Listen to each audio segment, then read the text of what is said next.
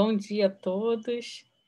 Com enorme alegria, estamos aqui hoje, chegando no estudo de número 40 do livro Episódios Diários. E assim já iniciamos, né, uma etapa para a nossa contagem regressiva para o término deste livro, que tem 50 capítulos. E hoje, então, nós vamos falar sobre alegria e ação. E neste capítulo, né, a benfeitora Joana de Ângeles coloca para nós que a alegria espontânea, que decorre de uma conduta digna, é geradora de saúde e bem-estar. O homem que executa com prazer os seus deveres e sabe transformar as situações difíceis, dando-lhes cor e beleza, supera os entendimentos e facilita a realização de qualquer empresa. A alegria, desse modo, resulta de uma visão positiva da vida, que se enriquece de inestimáveis tesouros de paz interior. Viver deve ser um hino de júbilo para todos quantos se movimentam na terra. Oportunidade superior de ascensão pode ser considerada uma bênção de alto porte, que somente uma conduta jubilosa e reconhecida pode exteriorizar como forma de gratidão. Quanto faças, realiza-o com alegria.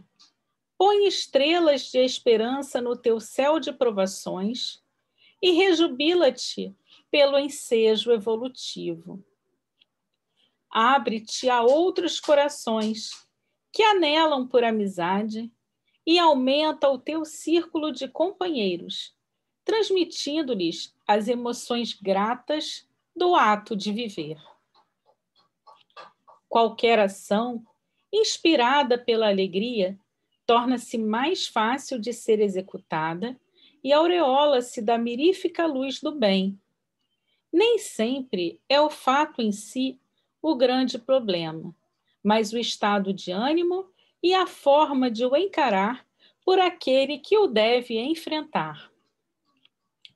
Coloca o toque de alegria nas tuas realizações e elas brilharão, atraindo outras pessoas que se sentirão comprazidas em poder ajudar-te, estar contigo, participar das tuas tarefas.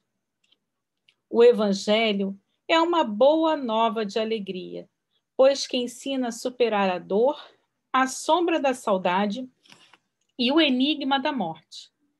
Neste, como em todos os dias, se alegre, demonstrando gratidão a Deus por estares vivendo.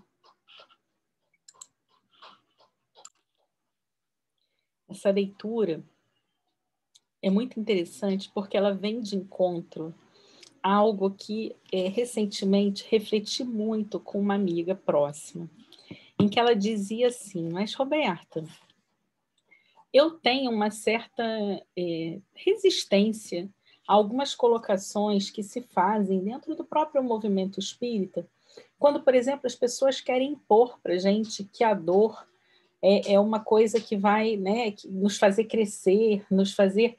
Mas quando a gente está sofrendo, é uma coisa tão ruim. Como é que a gente vai aceitar isso? A mãe que perde um filho, por exemplo, como é que ela vai entender que aquele sofrimento dela é para algo que vai crescer? Aquilo dói muito, aquilo é devastador. E aí ela começou a enumerar uma série de situações as quais são profundamente dolorosas para todos nós. E me disse assim: me parece até um pouco de hipocrisia a gente chegar e dizer assim: ah, mas você precisa ficar calmo, você precisa ter paciência, que isso vai mudar. E o que eu disse a ela foi o seguinte: não consideramos isso hipocrisia, nós sabemos que os desafios da vida, eles são profundamente, dolorosos, as pessoas sofrem e é difícil muitas vezes a gente encontrar o consolo durante aquele momento exato que a gente está passando a dor, a gente conseguir ter esse equilíbrio e esse discernimento para entender possibilidades de soluções e tudo. E até me referi a episódios ocorridos comigo mesma, né, em que fui extremamente desafiada, né, e que tive que ter uma postura de equilíbrio, mas que, refletindo posteriormente, eu verifiquei que aquela situação aparentemente muito dolorosa me trouxe, né, uma certa firmeza, né, moral e um direcionamento de olhar para questões da vida que hoje eu vejo que eu cresci em alguns aspectos que antes eu tinha uma visão talvez equivocada, mas que esses acontecimentos aparentemente dolorosos, que alguém de fora poderia olhar assim e falar, nossa, mas coitada da Roberta, foram acontecimentos que serviram para que eu despertasse para os reais valores da vida. Né? Mas quando a gente está passando pela dor, realmente é muito difícil. Né? As pessoas olham para essa situação agora da pandemia e veem esse monte de gente sofrendo, pessoas que perdem a família inteira, ligam ao noticiário essas tragédias, pessoas que matam umas às outras, e falam, meu Deus, que mundo é esse? Por que tanta dor?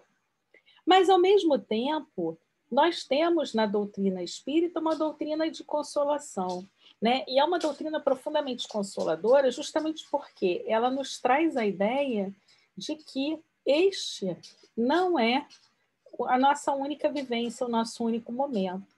Então, eu respeito todas as crenças, todas as religiões, mas a mim me parece que a crença da vida futura e a reencarnação nos explicam muitas das situações que nos acontecem e nos trazem, nos auxiliam nessa busca de equilíbrio.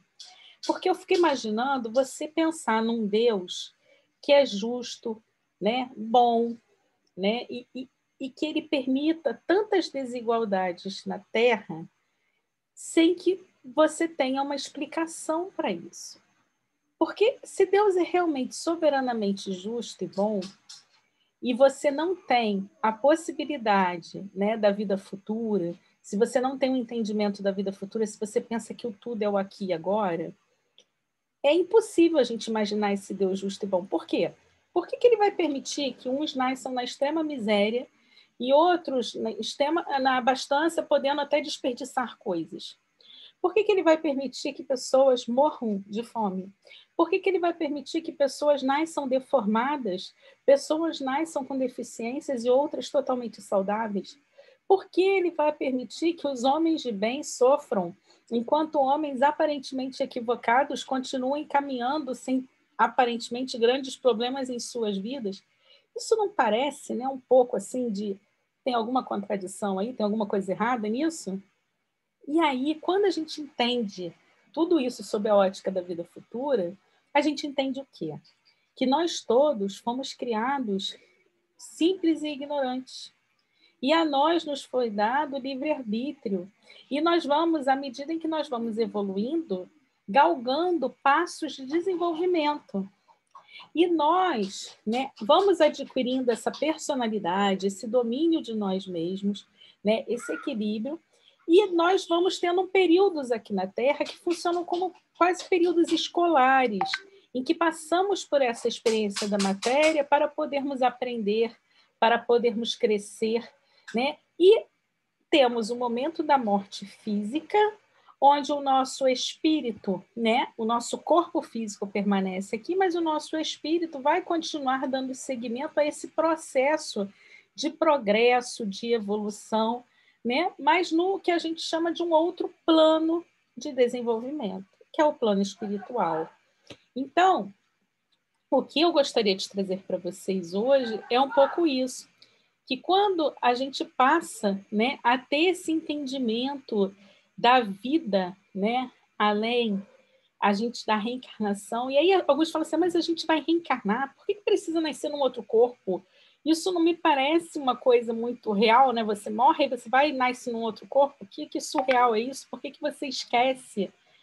E aí, isso também é tão fantástico, né? E é tão importante para esse crescimento. Por quê? Porque, na verdade, não é assim, você morreu aqui, você já nasce num outro corpo, né? A gente precisa estudar para entender realmente. a gente vai desencarnar, a gente vai ficar um tempo num período que a gente chama de erraticidade, né? Que é esse período entre as encarnações.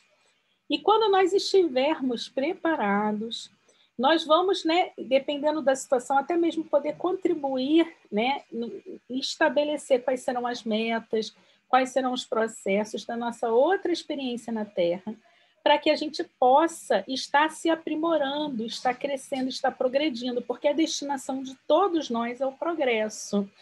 E aí, né, o que a gente vai perceber é que a gente vai ter que ter a bênção do esquecimento, porque imagina você ter que voltar para você aprender o perdão, né, a pessoas que você teve problemas sérios na outra existência. E você nasce justamente com essas pessoas numa mesma família e você lembra exatamente aquilo que elas fizeram. Talvez você vai criar um bloqueio tão grande que você não vai conseguir se abrir para amar. Então, a bênção do esquecimento é importante por isso. Então, eu recomendo a todos vocês que tenham interesse no assunto que busquem ler. Leiam o livro dos Espíritos, de Allan Kardec, leiam o Evangelho segundo o Espiritismo. As obras básicas do Espiritismo vão esclarecer muitas coisas que as pessoas muitas vezes comentam até de forma equivocada. Né? As pessoas imaginam a reencarnação como uma coisa que não é. E quando elas entendem realmente o que é, a princípio, a reencarnação, elas encontram explicação para muitas coisas que acontecem na vida. E isso permite, por exemplo, que a gente passe pelas situações desafiadoras, não dizendo assim, eu estou feliz que eu estou sofrendo. Não, isso aí também, isso aí é hipocrisia.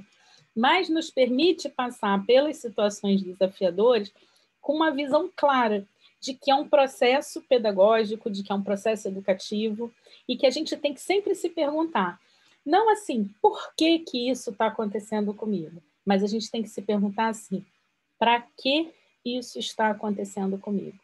Qual o recado que eu tenho que receber da criação para que isso, né, sirva para que eu tenha algum aprendizado, algum crescimento? E aí, com isso, a gente consegue ter alegria na ação, mesmo diante da dor. E eu lembrei de um presente que eu ganhei do meu irmão no meu aniversário esse ano, que foi esse livro aqui, ó, Novos Casos de Jerônimo Mendonça, do Nicola Frattari. E esse livro eu recomendo muito, quem puder, que leia, porque é uma lição de vida maravilhosa. Para quem não sabe quem foi Jerônimo Mendonça foi um homem que viveu cerca de 30 anos em um leito de dor. Ele era tetraplégico, cego, com problemas cardíacos gravíssimos e tinha uma artrite reumatoide provocando dores ininterruptas e um problema circulatório que fazia o seu rosto sentir assim como se fosse uma queimação. Ele era mineiro e ele conseguiu vencer todos esses 30 anos de dor, sabe de que forma? Alguém vai dizer assim, imagino, deitado numa cama, se lamentando, chorando. E eu vou dizer, não, Nanina, não. Ele era chamado, sabe como? De um gigante deitado. E por que ele era chamado assim? Porque ele trabalhou no bem. Ele escreveu várias mensagens e livros espíritas. Ele gravou 2 LPs. A galera mais nova não deve nem saber o que é LP, né? LP é o disco de vinil. Ele gravou 2 LPs com mensagens e palestras. Construiu o Centro Espírita Ceareiros de Jesus e ainda um outro centro espírita na área rural. Também a gráfica espírita Caibar Schutel, o lar espírita Pouso de Amanhecer, fez palestras por todo o Brasil, onde ele ia na sua cama, adaptada, e consolou uma infinidade de corações necessitados. Esse foi Jerônimo Mendonça aqui na Terra, porque continua o seu trabalho na espiritualidade. E o Nicola Frattari, ele teve a oportunidade de conviver os 4 últimos anos de vida, né, com o Nicola. E, assim, esse livro está recheado de casos, de experiências, de exemplos que a gente para e pensa assim, meu Deus, como ele, com tantas limitações, com tantas situações, conseguiu vencer isso com alegria, porque sim, ele tinha alegria no seu coração. E aí, uma das coisas que me chamou muita atenção, né, está justamente num comentário, num capítulo aqui, que chama Chico e Jerônimo. E aí o Nicola trata de um momento de uma reunião, num sábado à noite em Uberaba, após, né, aquele atendimento, aquela multidão que buscava Chico lá no Grupo Espírita da Prece, Chico sentou do lado de Jerônimo, os dois começaram a conversar, e aí uma senhora que estava próxima ao grupo chegou e disse assim: poxa, eu tenho muita pena de vocês dois, olhando para Chico e para Jerônimo. Vocês dois são homens tão bons, vocês trabalham tanto no bem, tão cuidadosos com as pessoas, mas veja, um está de bengala e o outro fica deitado em uma cama. Vocês são uns coitados. Como é que isso pode acontecer com vocês? Aí ficou ali toda triste, falando aquele monte de coisa. Ninguém se atreveu a interrompê-la, porque aquele ali era a visão dela. Então eles respeitaram, ficaram quietinhos, ouvindo tudo que ela falou. Aí depois que ela se lamentou, ela foi embora. E aí, quando ela saiu, sabe o que Jerônimo disse a Chico? Ela não sabe nada, né, Chico? Que logo ao sairmos daqui, deixarmos a bengala e a cama, o quanto que a gente corre, né? E a explosão de risadas foi geral, porque todos sabiam o quanto que os dois trabalhavam, né, diuturnamente, mesmo com essas limitações, fazendo muito mais do que milhares de pessoas que possuíam um corpo sadio. Então, um corpo com limitações para eles não era problema. E a grandeza de Jerônimo Mendonça era tão... Então, assim, era uma pessoa tão era um ser humano tão extraordinário que ele tinha todas essas dores, todas essas sensações físicas, né? E aí teve um dia que uma amiga chegou e estava reclamando que ela tinha tido uma dor no pé que estava incomodando muito. E ela falou: eu tô com muita dor no pé hoje, não sei o quê. E na mesma hora ele chamou a sua irmã, que morava com ele, e falou assim: traz aquela pomada que eu ganhei de presente. Então, uma amiga tinha ido para o exterior e tinha comprado uma pomada que era um frasquinho bem pequenininho, mas que era uma pomada poderosa, assim, contra a dor, e que ele usava e que estava ajudando muito nas dores.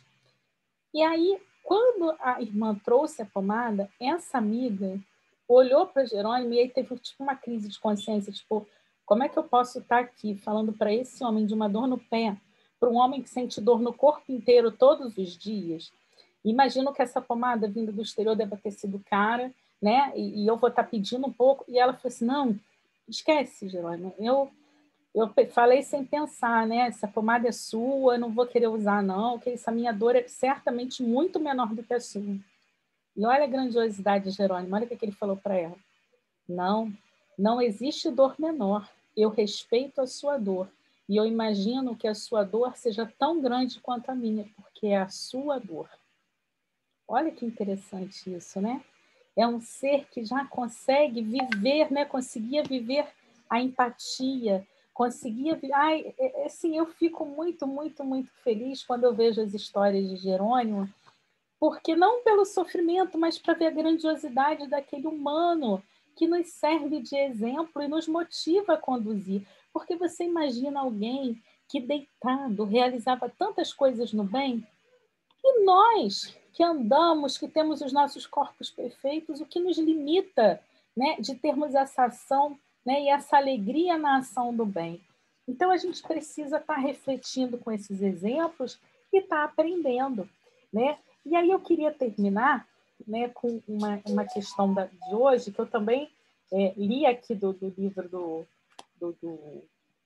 do Nicola Frattari, falando de Jerônimo Mendonça, que é uma coisa bem interessante, que ele falava que o Jerônimo sempre falava assim, que ele estava impossibilitado da locomoção por ele mesmo, ele dependia das pessoas para se locomover, né? E aí ele dizia que ele devia, então, vigiar os seus pensamentos e o seu entorno para que nada saísse do equilíbrio. E aí ele dizia assim: enquanto eu estou aqui neste quarto, não posso deixar acontecer nenhuma desarmonia, pelo tempo de evangelho que eu já tenho. Esse é o nosso campo de ação. Aí ele fala assim: você imagina, então, quem pode se locomover? Seu campo de ação aumenta muito. E se a pessoa possui um carro, então, e pode se locomover mais longe? Deve trabalhar ainda mais para harmonizar os lugares. Perto de nós, em nosso campo de ação, não pode haver brigas, não pode haver fome. É necessário vigiar meu filho. E aí, tempos depois desse dia, né, a sua irmã Eurídice contou que tinha uma vizinha que ia sempre lá visitar Jerônimo. E aí, sempre que ela chegava lá, começava aquela conversa, e aí a vizinha tentava desviar para uma pequena fofoca.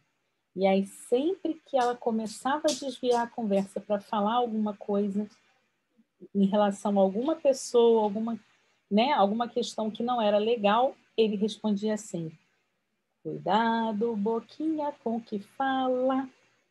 Cuidado, boquinha, com que fala.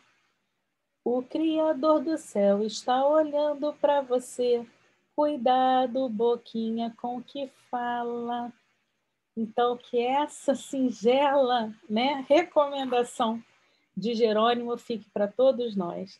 Que a gente tenha muita alegria na ação, que a gente faça o melhor que a gente puder, que a gente não permita que a dor e os desafios da vida nos levem, né, a ondas de sofrimento, a obscureçam o nosso olhar para a realidade da vida e que a gente possa percorrer a nossa trajetória fazendo o melhor por nós e por esse mundo que generosamente nos acolhe. E quando a fofoca e a maledicência chegarem juntos a nós, que nós possamos, assim como Jerônimo, lembrar dessa musiquinha. Cuidado, boquinha, com o que fala. Cuidado, boquinha, com o que fala. O Criador do céu está olhando para você. Cuidado, boquinha, com o que fala. Muita paz a todos. Eu espero vocês aqui amanhã para juntos estudarmos mais um capítulo de Episódios Diários.